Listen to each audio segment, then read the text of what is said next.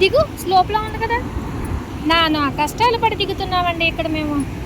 అన్ని కష్టాలు పడి దిగడం ఎందుకనుకుంటారో గానీ, గోదావరిని చూడగానే మాత్రం మనసు ఆగదండి. ధవళేశ్వరం నుంచి వెళ్తుంటే 5 పైల కింద 5 వంతెనలొస్తాయి గదండీ! ఒక వంతెన దగ్గరైతే ఆగిపోయాం, దిగామనమాట. ఇక్కడ చూడగానే ఫస్టే ఒక పుట్ట కనిపించింది. నాగుల చవితి కాబట్టి ఇక్కడ కూడా పూజలు చేసేసారు మొత్తం జనాలైతే. చూసారా? అనంతమైన గోదావరి గలగలా సవ్వడి చేస్తూ ఎంతో అందంగా ఉందండి.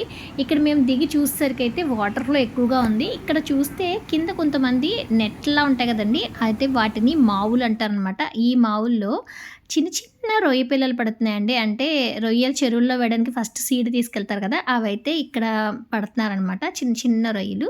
ఇవి చూసేసిన తర్వాత సరదాగా పైకెక్కేసాం మళ్ళీ జర్నీ స్టార్ట్ చేయడానికని. ఇక్కడ మనకి ఒక పెద్దది కనిపిస్తుంది కదండీ! ఇదైతే డ్యామ్ మీద పైనుంటుందనమాట. గేట్స్ ఓపెన్ చేయడానికైతే ఇది యూజ్ చేస్తారు. దీని గురించి ఎంతమందికి తెలుసో కామెంట్ చేయండి.